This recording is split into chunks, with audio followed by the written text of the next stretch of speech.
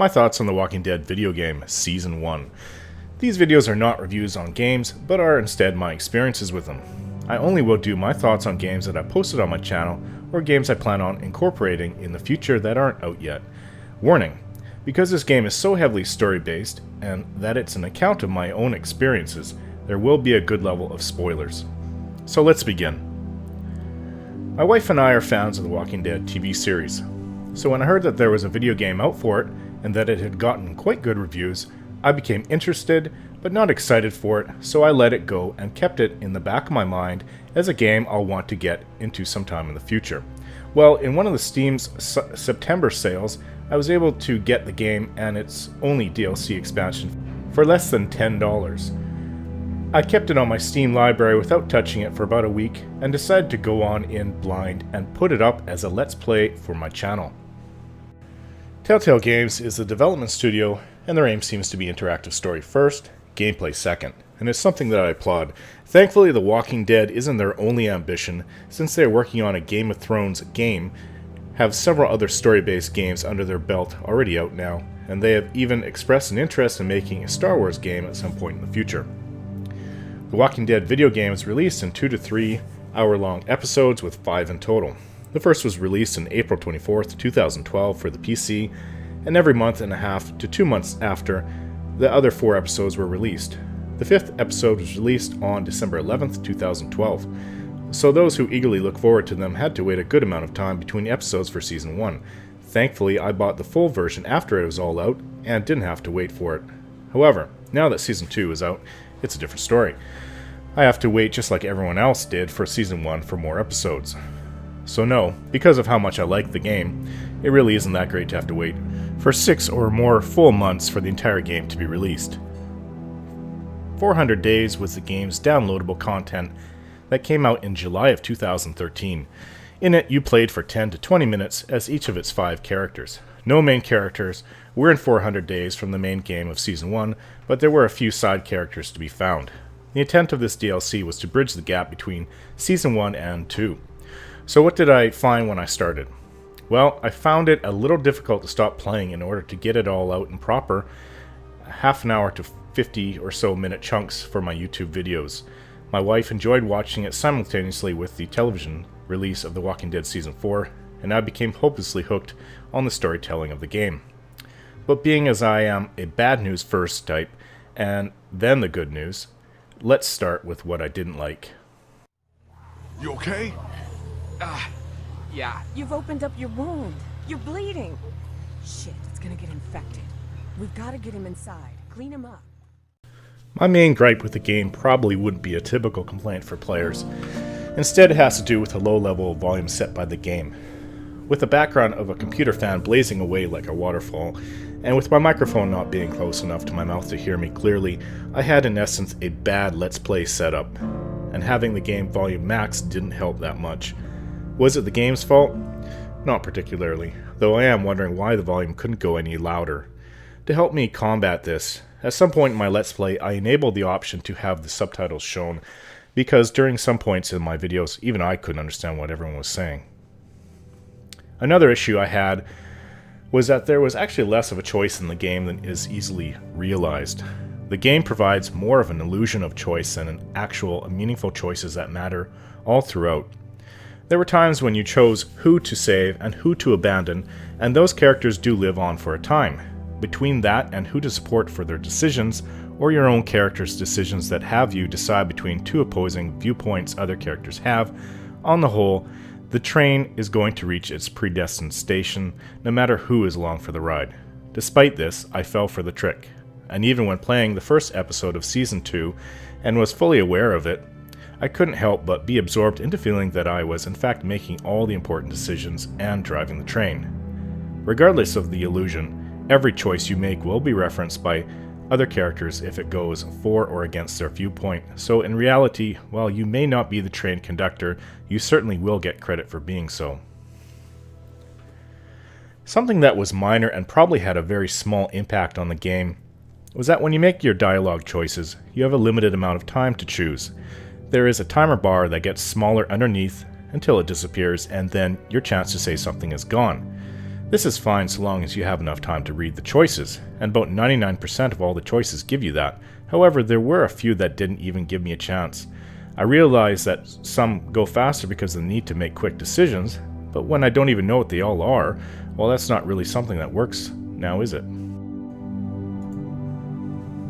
The final issue I had was that while I certainly would wish for more actual gameplay instances than we're in, I realized that that was actually more of a desire on my part to interact with the game world environment and have more gameplay time.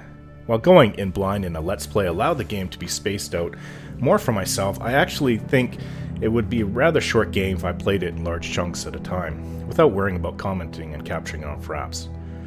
I've already noticed that there has been an increase in interacting with the game world outside of talking to people in Season 2, Episode 1, so perhaps Telltale Games will include more puzzles and game world environment interaction in the future, which I hope they will. So, minor gripes aside, I'll begin with what I did like about The Walking Dead Season 1. As for stories, I think this game pretty much has no equal out there.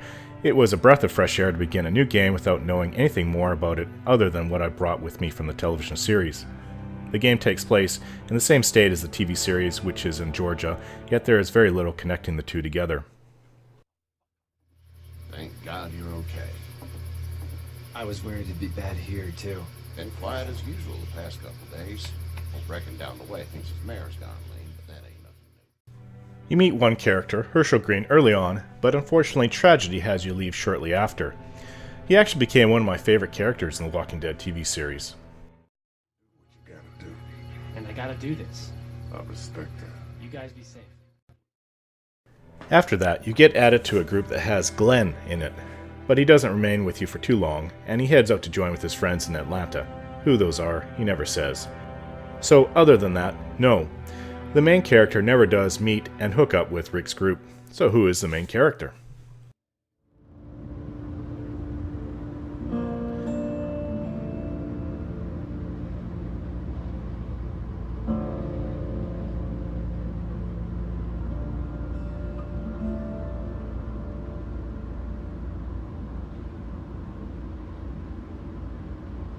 Well, I reckon you didn't do it then.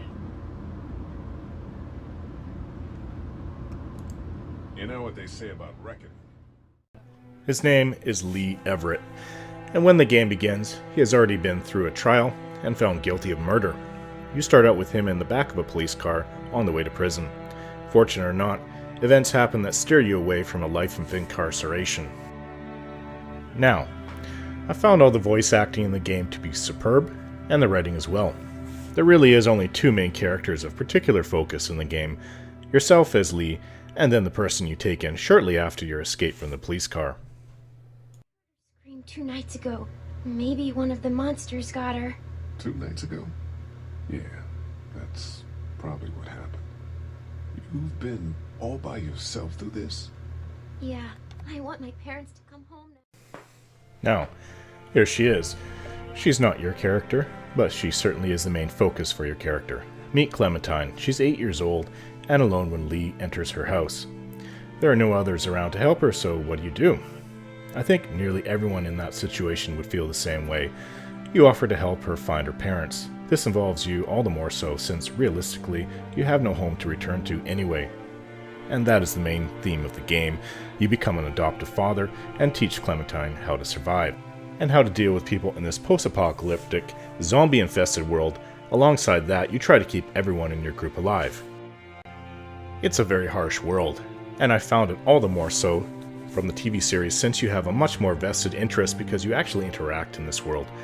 Lee and Clementine meet new people, form a group to survive against what at first seems just walkers, but eventually you'll come to see that the walkers aren't the worst things out there, though they certainly may seem like the most terrifying. So as I played, I knew people would die. It's The Walking Dead after all. I became attached to a few people in particular, and invariably I did lose them. A few of those losses I took a little hard, and most of the time there isn't the convenience of burial. It's just cut and run to keep everyone else alive. I tried to reach out to others to work together, though that isn't always possible in this grey world. It's not about good and evil anymore, it's about survival.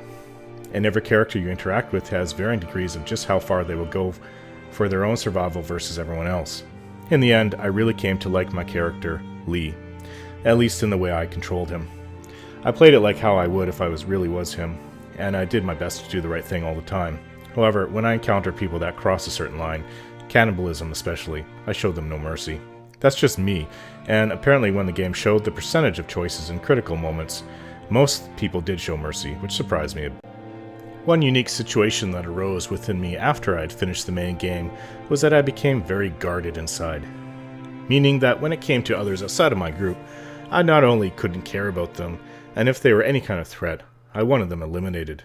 A comment from somebody in one of my Walking Dead videos said, when referring to that, sounds like another textbook example of what happens to people in a zombie apocalypse over time. It's one thing to watch people on TV lose their humanity. It's even more powerful when you're playing the game and having it put to the test over and over again. It's just way more immersive. And to that, I have to say I completely agree. I did? No, did Duck break the flashlight? I don't think so. He's just always blaming me for stuff. Like what? Putting a bug on his pillow? Did you do that? Yes. I'll talk to you later, Clem. Okay. Clementine has a certain eye look she gives you at times, and it's very innocent and very endearing. It's part of the problem, however, for as much as she is a sweet and innocent little girl, this world is all about survival now, and someone like that wouldn't last long without someone looking after her. So you teach her about how to survive, and that goes beyond how to deal with zombies. Think about it. How much would an 8-year-old know about adult behavior? Not that much. So you tell her about your past and why you did what you did. Choices you make along the game are also brought up, and you explain them to her. In my case, I didn't sugarcoat it and was honest. I also was keen to keep in mind that she needs to be aware of other people and their motives, especially if I couldn't be there for her in the future. Oftentimes, I found decisions in the game tough to make, not because they didn't offer the choice I wanted, but because I knew that every choice could be so significant, at least in the illusion of the story. Certain choices are obvious. Who do you save? Because you only get to choose one. And the other? Well, the other leaves for good. I think another element of the choices you make is that it's often between two sides in your group, so if you go with one, you will alienate the other. And even when you make the choice to placate both, at least try to, you will usually tick one off. It takes a hard heart to make these decisions, even when you only want the best possible outcome. I think little by little, as the people in my group died, I came to realize that there were no easy ways out. In a situation like that, it's no wonder that I came to care less and less about saving everyone outside of my group. Warning, major spoilers to follow. All the voice acting and the portrayal of the people you meet is very well done and believable. As for the characters you meet, well, other than Clementine, these next people in the group I became quite close to and liked very much. Talk to Lily yet? Yeah, she thinks supplies have been walking away. Really? There's some broken equipment, too. I'll look into it. Thanks for doing that. What I wanted to say was, I've been thinking a lot about you. What about? What about? You're a convicted killer, Carly, Jesus. and I think people should know. Not because they deserve to, and not because you're a bad man. I think the opposite of those two things. I had pictured Carly as a love interest for Lee. They did flirt several times, and it seemed like they were going to get together if given enough time to do so. She knew all about Lee's history, and they had talked in private about it. Unfortunately, she died rather quickly, rather unexpectedly, and the whole thing was like ripping off a band-aid and being done with it. Lily, another vocal member of the group who had assumed the leadership position for a while, took her life away in a heated argument. This shocked and disturbed me. If someone so close to me could die in a flash like that, then no one was safe. We didn't even have a chance to bury her, and we just took off and left her by the roadside. In 400 Days, one of the characters you play runs into her corpse, worm and maggot-ridden, and it just left a bad taste in my mouth. Lily, lay off. I can't, Lee. You know I can't. Thank you, Lee. Please, listen to him. Please don't kick me out of the group. We won't. Tell me. Now. There. I got it. Please, let's just get back in That's the not RV. happening. You think you're some tough bitch, don't you? Like nothing can hurt you. But you're just a scared little girl. Get the fuck over it. Take a page from Lee's book and try helping somebody for once.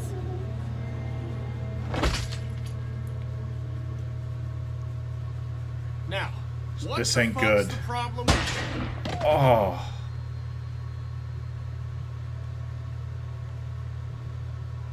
I can't believe her. Drop it. Hey, get up. Ugh, itchy. Well, you slept in a barn, little lady. Lucky you don't have spiders in your hair. But I bet your daddy scared them all away, huh? I'm, not her dad. Name's Lee. I'm Kenny. Dad, we're in the middle of a fence. There's a tractor and everything. I accepted Kenny as my best friend in the game. For me, him and his family were my prime concern outside of taking care of Clementine. Of course, tragic events follow, but Kenny nevertheless pursues to the end. Apparently there will be some sort of follow-up to what happens to him in Season 2, since it seemed that he could have died near the end of the main game, but it was left as a bit of a mystery because you didn't actually see him die. As a rule, never accept anyone in The Walking Dead or any sort of serious drama dead if you didn't actually see them die. Clear something up. What is it? Now with Kenny gone, means Omid and I have to stay safe. For her. You guys would be great for her. Keep her safe. We do our best. You know that. Lastly, we have Krista and Omid. They are a couple together that you meet in episode 3 of season 1, and they're last to join Lee's group. During the game, I suspected that Krista was pregnant with Omid's baby, and they did seem like a good pair to take care of Clementine after it seemed like I wouldn't be able to carry on doing it. When the game came to its conclusion, I had hoped beyond hope that Lee's bite would have been taken care of when I chose to have my arm removed. Although realistically, when comparing it to everything else I've seen on the television show, I knew that it was too late. You can't cut the arm off hours later and expect to get away from being infected, so I put it out of my mind and clung on to hope. And I did everything I could to rescue Clementine from the danger she was in when she chose to listen to that guy on the walkie-talkie. In the end, I felt that I had taught her enough on how to survive with a weapon and how to deal with people. I told her to stay away from cities because they are just too dangerous, this referring to the hordes of walkers that like to infest them. I can't say I didn't choke up a bit in the last few minutes of the game. It was extremely sad. When all the credits were done and it showed Clementine looking onwards to what looked like Krista and Omid far off in the distance, and her seemingly afraid to approach them, I have to say that I was a little worried for her. I told Krista and Omid, who were the last people in my group, to take care of her when I was gone. Aside from that, you do of course learn what happens to her at the game's start of Season 2, which I won't say more of here.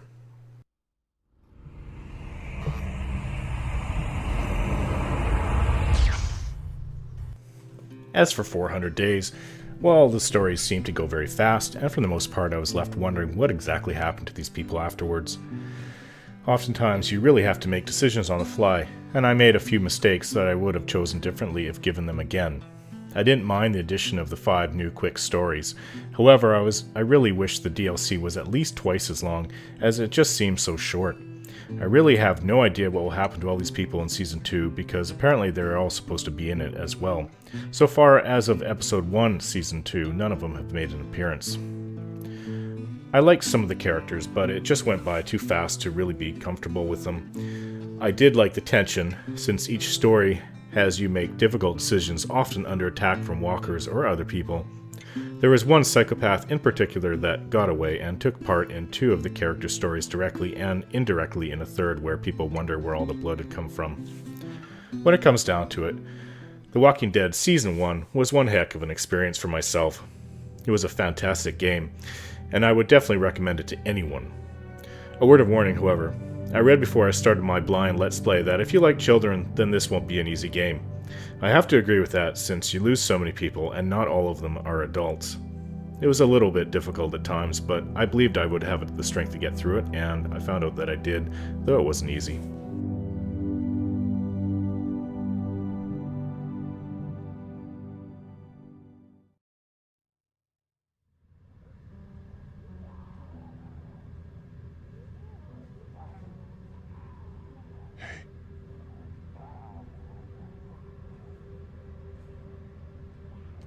You're strong, Clem.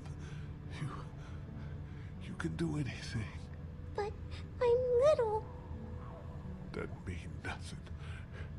You're gonna see bad stuff, but it's okay. My parents. It's so horrible. I can't imagine, Sweet Pea. And now, you? Please. Please don't be one of them. Please don't become a walker. There's only one thing you can do. You know that. I don't know if I can. You have to shoot me, honey. Lee, no. It's okay. It's okay. It's for your safety, Clem. If you don't get out in time. But I can wait until then. No, honey. You can't. You can't risk it. It is like Larry, huh? I know you did it to protect me. Yes. You just have to do it. It'll be okay. You don't want to see me like one of them. Okay, Lee. I can do it. I can. Find Omid and Krista. They're probably looking for us right now. Stay on high ground. Don't go too far. You'll find them. They'll take good care of you.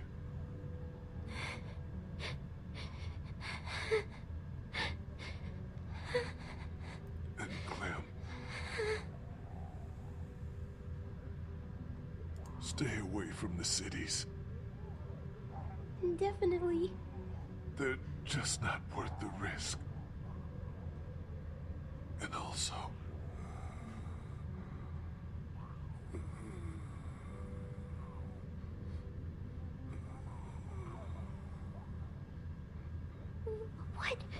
What is it?